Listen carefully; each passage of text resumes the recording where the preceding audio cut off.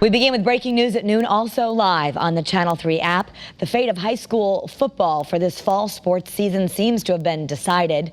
The CIAC, the state's governing body for high school sports, met earlier this morning and has now made the decision not to play, in cooperation with a recommendation from the state's Department of Public Health.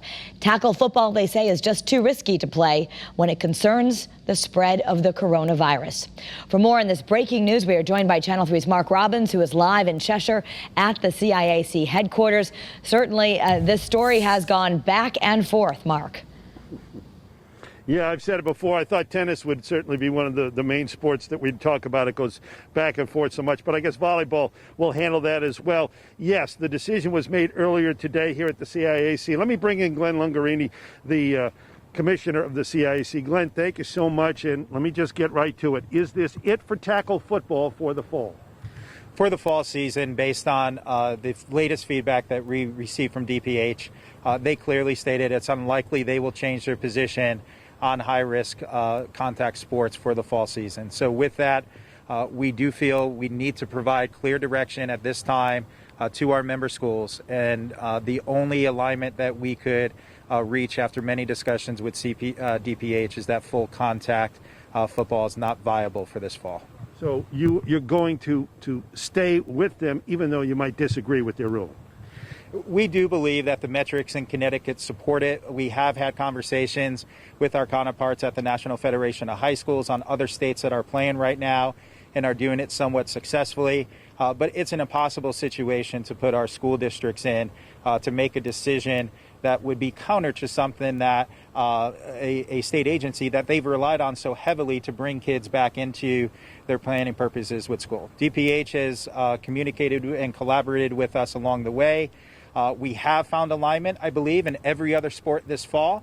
Where we weren't able to necessarily find that position of alignment was with football. So with that, the option that we see is that we have to respect that position and make the decision we made. Will there be any type of football, 7-on-7, flag?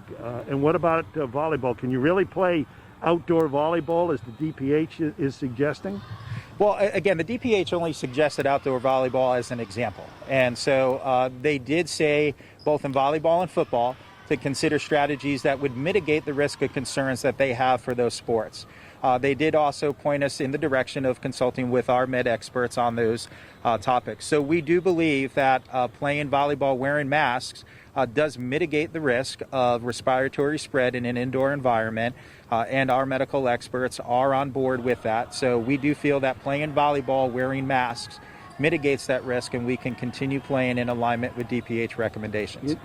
Indoors. Okay. Same thing in football. You know, football, they didn't say don't play football. They said high-risk, full-contact football is not something that they could support. But they did encourage us to come up with lower risk activities, either low risk, moderate risk, that mitigate those their concerns. Like a passing league or something like that? That can be an option. You know, again, I think that the National Federation was pretty clear in their recommendation to us that they were not suggesting in any way that 7v7 be played in place of 11v11 football. So we need to talk with our football committee coaches and develop what the best low, moderate risk experiences are for kids and give them meaningful opportunities. And real quickly, we're running out of time. All the other fall sports are a go? All other fall sports were a go. We were in alignment on everything but volleyball and football previously. We do believe we're in alignment now on volleyball and football, just unfortunately making a very difficult decision for kids today. All right. Well, Glenn LUNGARINI, thank you so much. Appreciate it. Difficult times.